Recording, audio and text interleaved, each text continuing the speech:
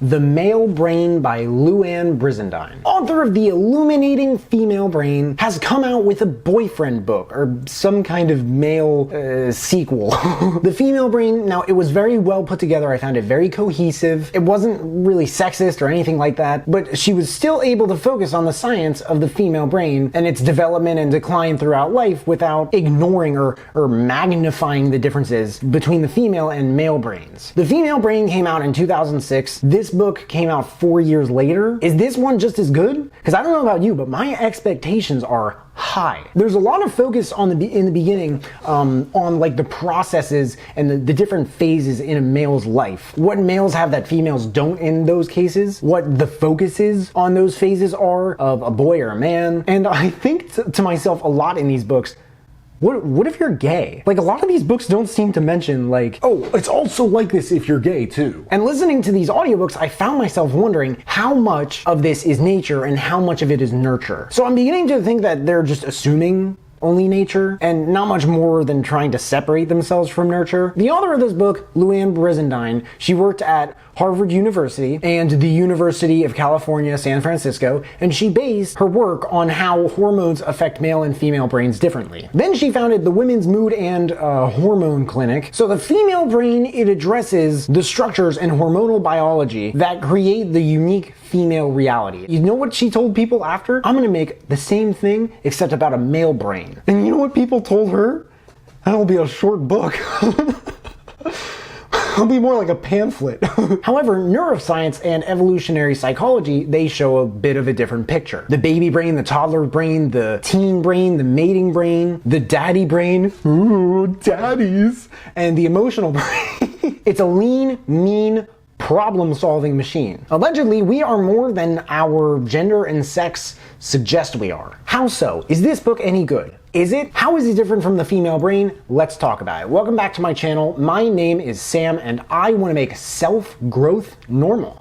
Because people shouldn't have to look this information up. It should just be mainstream knowledge. If you agree, please make sure to smash that like button. She makes sure to cite different studies that back up claims of when boys begin to do things like make fun of each other for playing girl games or playing with girl-colored toys. And I couldn't help thinking, how much of a majority of us does this really describe? Brizendine makes boys sound like these little barbarians.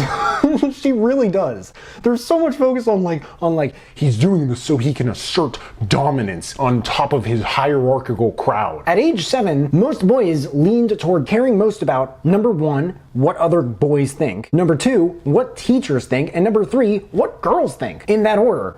And the girls were so far behind the teachers. Being super territorial and possessive, it makes you wonder, well, what happens to boys as they get older that results in so much more a mature set of manners and behaviors? Some people might say maturity. My guess is, if I had to be one word, maybe civilization. Maybe some men never make it to that point. Who knows? In female brain, how emotionally speaking, the teenage brain is completely off the charts. The teenage male brain is completely off the charts sexually. Like, very uncomfortably so. I'd like to read you a quote that I've been meaning to read in a video. I've just been saving it for the right context, and something tells me this might not be the right context, but it's probably the best one that I'm gonna have to talk instead of reading a video for quite some time. It's from the show The Office. It's a weird quote, but there's more truth to it than you might think. I sit across from a man.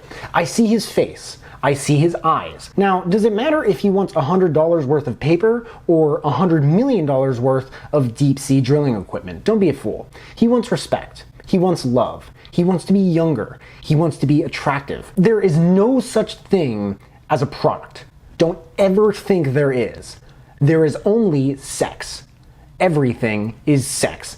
This whole thing with sex being what pulls us toward what we want most in life, that definitely applies to teenage boys. But more than any demographic, Like, I promise you. And rarely do I get this weird and personal in these videos, but that's not just my experience speaking. But you know what I mean, right? Like, that youth and love and respect and attention thing, it is such a compelling desire of young men that I swear it can borderline on insanity. Now, displaying signs of aggression and stubbornness, like I was sort of joking about before, but I don't, some things you joke about and they're just completely true.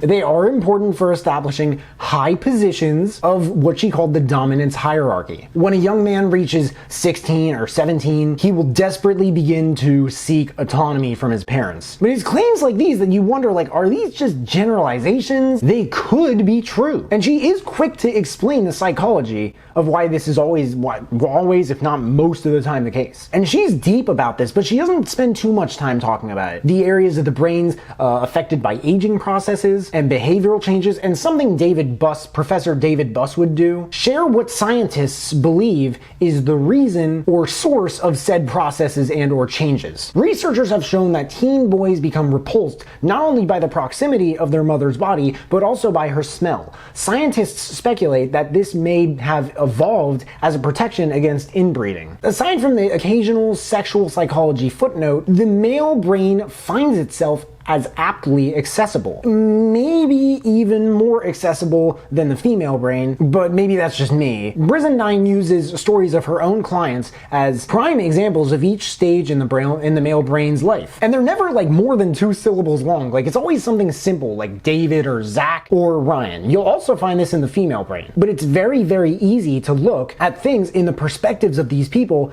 the way that she describes them. Like really easy, like freaky. As Ryan watched Nicole, he was practically oblivious to everyone but her. His brain's sexual pursuit area in his hypothalamus lit up like a slot machine. Suddenly, all he could think about was how to get her attention. Without being consciously aware of it, Ryan was following the commands of his ancient mating brain. This is probably my favorite thing about her work, because aside from how distinct of a feature of her books it is, what she teaches is obviously complicated enough that you're ultimately going to need a compelling way to deliver its concepts to students and readers alike. And there's a whole section about, for ad purposes, what I'm going to call size. Quick announcement here: size does not matter as much as you think it does. Maybe I feel like I've for some reason I've said this in another video, but 85% of women are happy with their partner's size. In fact, believe it or not, the average size is much larger than it needs to be. But this is just the beginning of the sex chapter. She's talking about this. And yes, everything else that we've gone over so far was not the sex chapter. The sex chapter is very detailed, but it's not graphic or hard to listen to or anything like that. The early fatherhood, that phase, now that is also interesting. Men's prolactin levels increased by 20% in one study during the last trimester of their wife's pregnancies, and testosterone went down 33% during the first 3 weeks after the birth. By the time the babies were born, the men were all of a sudden much better at hearing and responding to baby cries than non-dads. It's weird. It's like a wireless connection. This could just be the reticular activation system, but I'm sure it's not. As a man gets older, he begins to mature because his chemicals like testosterone, cortisol, and progesterone, they all begin to balance out. Again, some men maybe not so much, but you get what I mean, right? What he cares about in a partner, it changes. He may not want to have more kids several years after his last if he already raised a certain amount. So his priorities might change. Maybe he climbed high enough in the corporate ladder that he's financially comfortable enough that it's not like he really needs to climb that much higher. He may just want, at this point in his life, some companionship and quality time, and not give a about sex. This book did almost a frighteningly far better job at discussing the differences between men and women than the maybe now controversial Men Are From Mars, Women Are From Venus by John Gray. And that definitely wasn't even the purpose of the male brain as a book. If it didn't, I imagine that Brizendine's ability to tell stories that actually happened, explain the science behind what happens, and how you can apply it could easily blow that one out of the water. I think it's important to understand how men and women are different, just for the sake of celebrating the fact that we are and always will be a diverse human population. But that makes life a lot more interesting. But I also think it's important because That's nature. I mean, no matter what changes, this is where and how it all started. Quotes. You don't have to study brain science to know that little boys are all about action and adventure. In every generation, teens need to reject their parents' ideas in favor of their own. For women, foreplay is everything that happens 24 hours before intercourse, while for men, it's what happens 3 minutes before entry. Direction 1. The author said that her hope is that we, as men from this book, gain a greater understanding of our deepest drives, but also that women will catch a glimpse of the world through our glasses. If you want to know more about how to understand and harness your brain power, or your sons or boyfriends or husbands, I would recommend for you to check this book out. Direction 2. If you like this book, please feel free to check out The Female Brain. It's very relevant, it's super cool, and Brizendine did an excellent job on the other side of the coin that is male and female lifetime psychology. The Male Brain by Louann Brizendine. There's a link in the description if you guys want to check it out and read the reviews. That and all the other books that I mentioned in this video, if you want to check those out too. If there are any other books that you guys want me to check out and review, please let me know in the comments below. Also, let me know if you checked out this book and you liked it. But hey, make sure to smash that like button, subscribe if you haven't already, because I don't get why people watch this one of my videos and they don't subscribe. But if you have subscribed and you want to turn it up just a notch and turn on that notification bell to get a notification whenever I drop new videos, that would mean the world to me. Thank you guys so much for watching. I really appreciate it. You can find me everywhere, and I will see you then.